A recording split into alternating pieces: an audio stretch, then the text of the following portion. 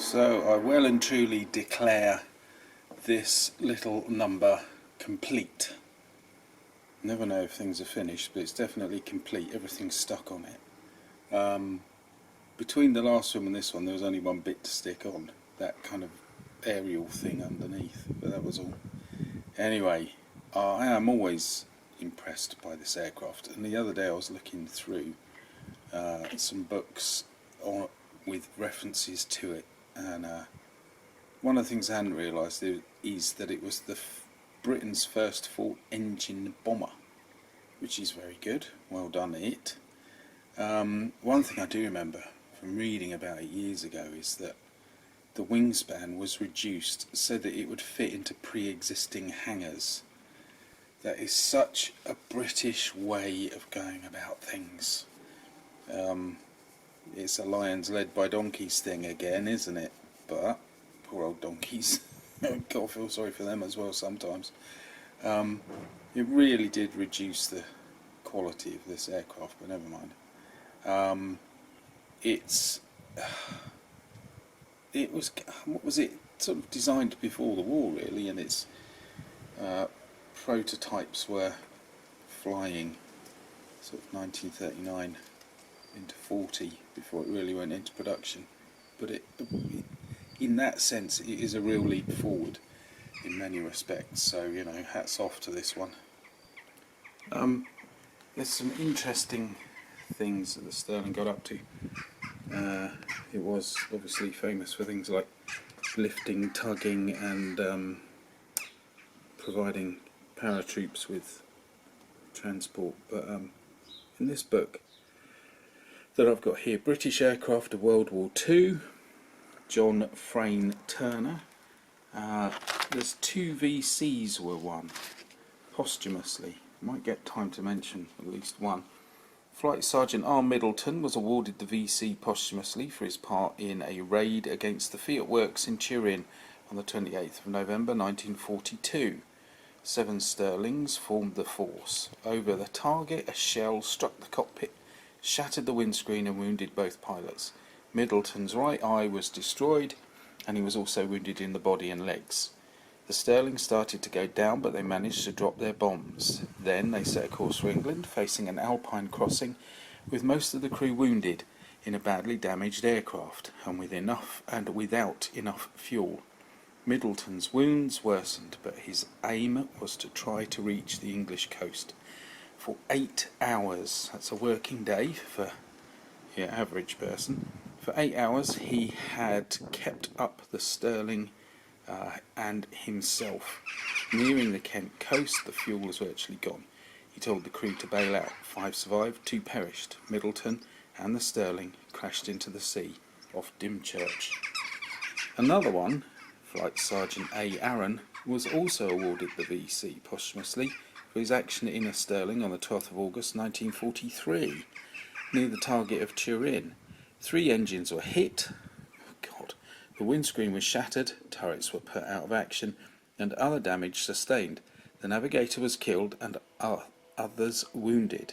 Aaron's jaw was broken, he was wounded in the lung, and his right arm was rendered useless. He urged the bomb aimer to take over the controls after the Stirling had dived several thousand feet. 5 hours from Turin, they sighted the flare path of Bone, North Africa. With Aaron's help, the bomb aimer brought the bomber in for a landing at the 5th attempt. 9 hours later, Aaron died from exhaustion. The later versions of these had a range of around 3,000 miles, I seem to remember, as well, which is something. I mean, those fellas were made of solid stuff, and so were the aircraft. No wonder they worked well together. Anyway, on a different topic, one of my mates who generally we're virtually the same person in so many respects, doesn't like me model making, and this is one worth mentioning it on, because he says to me regularly, don't you want your models to look like models? And that's the kind of model he does. So that's his business and this is mine, but it's like conforming to another type of reality, which is fascinating. So we disagree, and we agree to disagree. then that's alright. Right, and finally, kind of open and honest time. The underside is a write-off. I don't want to turn it over because I'll probably drop it. Anyway, yeah, to get the most out of this dorsal seam, and to get the front to join up at least to some degree or another, all the stresses and strains are taken on the underside. None of the hatches that are there either for the wheels or for the bomb bays really do the job, except right at the end for the double tail wheel. So that's just, I've ended up with lashings of sellotape. Never mind, there's a bit of sellotape along here as well because the gaps were so awful. It's just, I didn't quite get all of it. Well, I didn't intend to get all of it, and it's showing up worse every day, which makes me think it's opening up. The rings on the outside of the engine cowling, I saw a photograph and they were a wonderful gunmetal, so I went for that, and then I rediscovered the box which I'd buried under loads of other boxes, and it's the usual copper but with other rings around which look quite nice, but I'm sticking with this because this is what I had in my head. Somebody mentioned the camouflage and said, I like the camouflage. So do I, actually. I know it's not to everybody's taste, but I do, and it's what I had in mind. The weathering's quite heavy, but not too heavy, and I redid the blue on the roundels and then mucked it up, weathered it, and that side has been horrible. This side hasn't been too bad. The cockpit canopy was a monster, although I've painted it, used the mask on that and the gun turrets, and then kind of touched it up and weathered it, and it blends in okay, and it vaguely makes sense of the chaotic nature of it. I was looking at the gun turrets on the internet and in a couple of books, and actually there's incredibly fine structure which we'll never really get even with the masks, and I thought best to leave it and only used bits of the mask and masked other areas off. When I dropped this aeroplane, I knocked the rear gun turret off, as you'll see in an earlier film, and this side, it wouldn't go on anyway. It was the worst piece out of all of them, and it just wouldn't fit on. And in a way the brake helped it a little, and I used super glue even because there was nothing else that was going to take it, and even the super glue has frosted the glass, so I ended up emboldening the black line, but I've just bulged out a little there which I'll take off with a toothpick. So yeah, the rear gun turret, good grief, it was almost as if it had nothing to do with the aeroplane at all.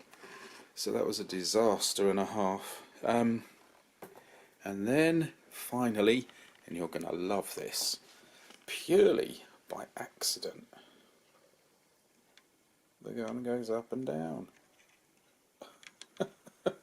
I've got the whole structure of the model was forcing the turret to one side, but I quite like that anyway. I've done the same of my own accord on the back, on the dorsal one.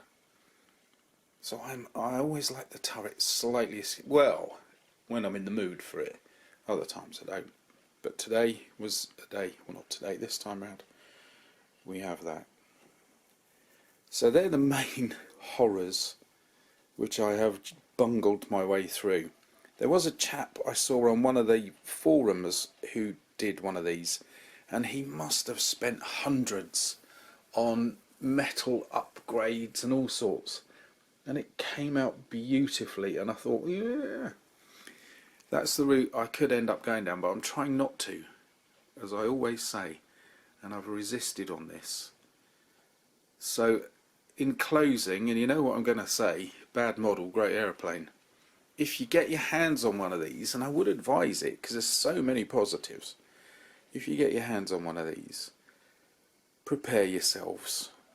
I wish I'd known it was going to be this heavy going. But anyway, that's it wrapped up. Thank you for sticking with this for so long. It's been unbelievable, and we still haven't moved house, by the way, but you know, it got lost in the beginnings of the move and all sorts, and it is a monster. There were moments where there was a sense of nostalgia, I have to say, usually when the parts weren't fitting.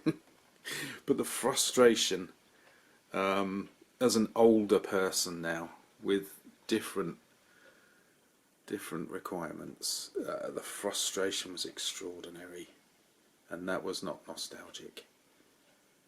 But getting the gun to move up and down at the front, I'm quite pleased with myself on that. So anyway, thank you for watching, you diligent wonders.